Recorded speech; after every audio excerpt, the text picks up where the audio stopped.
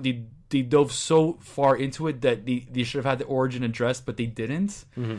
And I get why they had to evade it as well, because in real life you don't really know what demons are there for, because in real life we don't consider them real, right? Yeah, but in a movie, I mean, this whole film was completely fabricated. Apparently not. Well, no, of this course film it was is. It is. You're right. But it has to relate. It has to tie into a universe which was supposedly almost biopic in real life. It's not even really biopic, but it's not. You keep using biopic. It sounds cooler. It's a biopic. Sure. Biopic. Yeah, but I mean, okay, so the first 15 minutes of this movie, they have a nice family.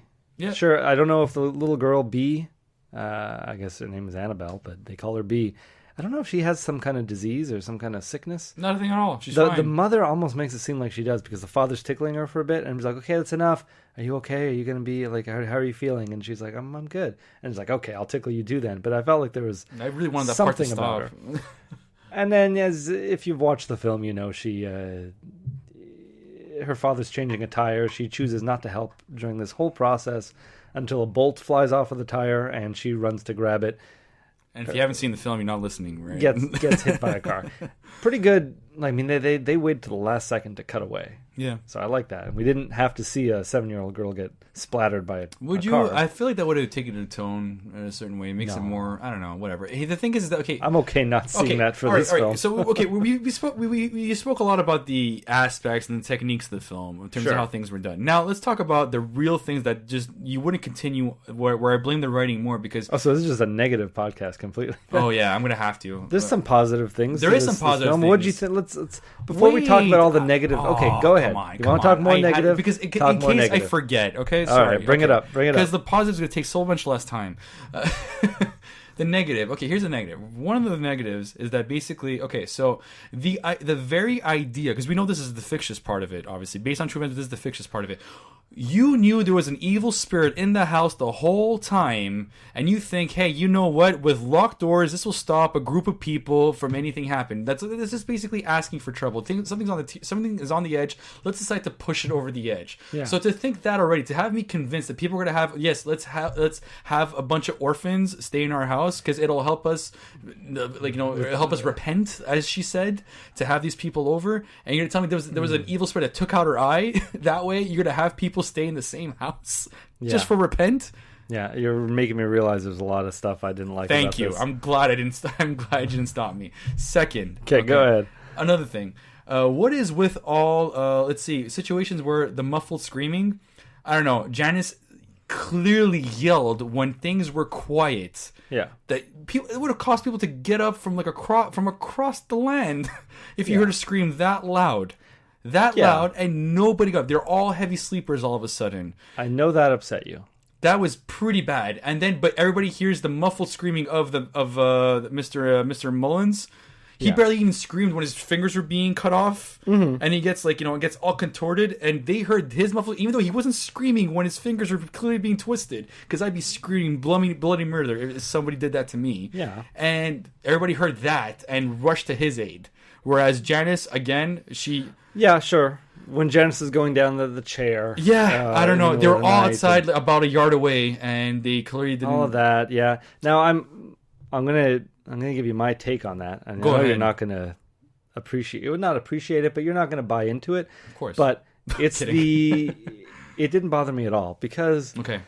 This is magic going on here. Say what you will about demons and stuff. There's some kind of magic. There's some sort of sound barrier. There is something going on, because some of this is going on in her own head. Right. Because I feel like a demon can, and we've seen it happen in Conjuring films where someone sees something physically, but no one else sees it because it's just messing with them. Right. So I feel like it's fully believable that in this world it could be like half her mind, half her dream.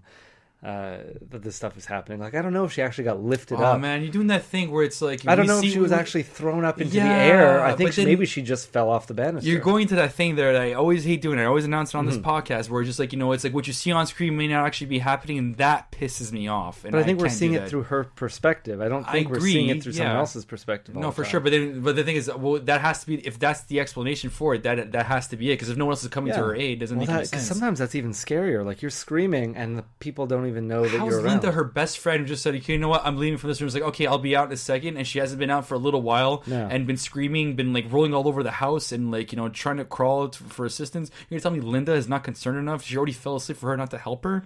Maybe time moves differently when Oh God, that's ridiculous. No, man, I couldn't. Yeah, you're right. I can't buy into it. No, but that's the only reason I didn't have a problem with it, because I don't understand the inner workings of demons and the way that they present themselves to their victims. But David, something I want to know is why are demons and evil spirits so prevalent in these Conjuring films? Where are the angels? Because if there are demons, there have to be angels somewhere. Why aren't the angels ever helping out? I would have, if I understand the Bible correctly, in terms of the whole archaic angels versus demons thing, archangels fight demons. Regular angels just float around. Archangels are the soldiers of God, and they don't move from heaven. They just basically defend the gates. They don't go actively kill demons. They leave the earthlings like Sam and Dean Winchester to take down those demons. This seems very irresponsible of God to really just let demons roam the earth, and that just shows how much God cares about us. It does not matter. He just wants to see us kill each other off. No, I've seen roam around hell. I know that there have been films that depict angels as hanging out on Earth, just out in the outfields playing baseball. Oh God, angels in the outfield. And it's like, so they can play recreational sports. They can cheat at recreational sports, but they can't save a couple families. No, that's right. Girls are dying. Orphans are dying. God wanted that girl to come up to heaven. That's what happened. That's the way. That's the argument. Don't think that's what happens. I'm pretty sure if your body gets taken by a demon, you are trapped. In creation, but the body has nothing to do with it. Don't forget your soul, though. The demon. No, the demon is doing a great impression. That's what it is. You're not trapped within that body as well, because in The Exorcist, they were both still. She was still in there. Matthew, this is not what happened in Annabelle. The body has nothing to do with it. It has to do with the doll, which had nothing to do with the girl, which we deducted. And the thing is that the thing that's terrorizing them is this demon that's making an impression of the little girl. The little girl died and went to heaven. I don't buy that, because in the original Conjuring film, the mother was taken over by the demon, and she came back at the end. But this little girl's not possessed. Okay, whoa, wait. Sorry, let's clarify something. Yeah, I want to know the difference. Is she possessed, or is she just being acted? Who? The little girl that died in the car accident, in the automobile accident, or the girl who has polio? The girl with the leg brace. Never mind. So I was talking about the girl who got into a car. So great. Okay. I'm glad we clarified that. So is she wasn't possessed. Dead the moment that no, she got possessed. This demon took over. So her soul is still trapped within her body. That's right. So she's not in heaven. No, but she died she died. I guess she died in the sequel. The Conjuring. Not the Conjuring. Just Annabelle. Just Annabelle. Annabelle. She dies there because it was confirmed that she died. Okay. So her soul is laid to rest. She's dead. While angels are. Well, she was. I mean, like for 12 years, it's been torture being trapped in there. So sure, her soul is finally laid to rest, while the angels are out playing softball somewhere. I know you probably still have some more negative stuff to say. Well, okay, I think... Or should I speak of what you've already spoken about and give you my... I mean, well, take? Okay, so I think there was that I really hated, and I think there was... they lacked the connection between the girl and the actual doll. There was nothing. So we see the fabrication and the craftsmanship of this doll, which I found fascinating, by the way. That's the one part I really did enjoy. Yeah, that's exactly. What I like about. Especially you're studying in carpentry right now. That must have been really awesome for you to see the designs, the craftsmanship into it. Nope. No, okay, fine. You just like it anyway. Completely different fields of work. I know, but come on. I mean, like to a certain degree, you stretch it. You know, I'm not into doll making. I'm not into. Oh, I mean, I've tried making dolls. I know. That was the interesting part for me. But I'm just trying to say, like these things, like okay, but I'm just saying, okay, we'll backtracking. Yeah, you're backtracking. Let's focus on your fascination on something else another time. But just to say, like, you know, like the whole fact that like What was I saying? The doll was unrelated. The doll was completely unrelated to the girl. He never even no connection. He never even gives the doll to his daughter. We never even see it. But there's a picture of her and the doll hanging up on the wall. It was very confusing to me because, as far as I know, he's making this doll. He makes the very first one. He marks it as 1 out of 100. So he says he's gonna make 100 of these somehow. Puts it in a little coffin. Yeah. Stamps it, and then goes out about his day. And I assumed it was like later that day or the next day they go to church. Right. And the guy, one of the toy shop owners, he comes out and he's, hey, I need those dolls, man. Yeah. I got people wanting those dolls, and I'm assuming they're talking about the Annabelle dolls. And then he was on his way home. Daughter gets killed. And when does that daughter ever have a chance to hang out with that Annabelle doll? Exactly.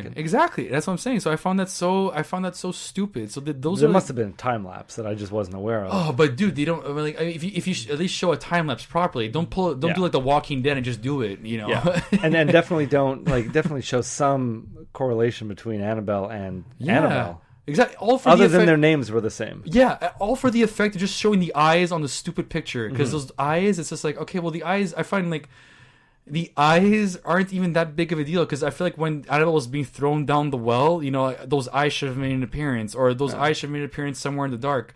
But like, I feel like those eyes just turn out to be a stupid gimmick to show the nun. Obviously, the nun, which is gonna have its own spin-off eventually. I felt like that was shoved down my throat. And exactly. It's like the way they're moving the picture around, and they see it's like, oh, it's like a hologram. Yeah, exactly. Like, they didn't exist at that time. And it doesn't not make any only, sense. Yeah, and not only that, but like, so you're seeing it, and then you also have the Samuel Mullins, the father. He's looking. He's like, who's that hiding in the shadows? Like, oh, I don't know. It's like you've already hinted at this in The Conjuring 2. Yeah. You know they're making a film about this nun. Yeah, the spin-off. Like, I don't need to see this. Malik nonsense. was the name of the demon. Actually, it was Malik. I remember. Sure. It's a shame too because I like the name Malik. Yeah. Unless I'm saying it wrong, but whatever. I like the name Malachi. Malachi. Oh, you talk about Children of the Corn, the villain from Children of the Corn. Yeah. That's Malachi. Okay, that was too loud for no reason. But anyways. But a lot of gibberish too. Oh yeah. Going to one of your first points about the whole this family, the Mullins family, taking in all these orphans. Taking all these orphans into a bear trap, basically. So now, if there was some sort of evil intention from the Mullins family, I would buy into that a little more. I agree. But the fact that their daughter died 12 years later, they decide. No, okay, their daughter died. And 12 years later, what was the 12 years to do with anything? We'll bring that up later. Yeah. But anyways, so, go on. Daughter's 7, dies at 7. Yes. Then some demon stuff starts happening. The wife gets her face clawed up, missing an eye, and at some point from then and 12 years later, she's now paralyzed. She can't move. Like she doesn't want to walk anymore. Yeah, but like, well, he said she can't walk. She hasn't been able to walk in a long time. That was never explained. Yeah, that's true too. It was just like she's not that old. She looks just as young as originally, but now she's missing her eye. She should just walk around the house with that stupid mask and just leave it a mystery, and then she finally reveals what happens to her. Well, I thought there would be some like. She never even comes out to meet any of these orphans. No, I and thought she rings she'd the at bell. least come out once to say hi.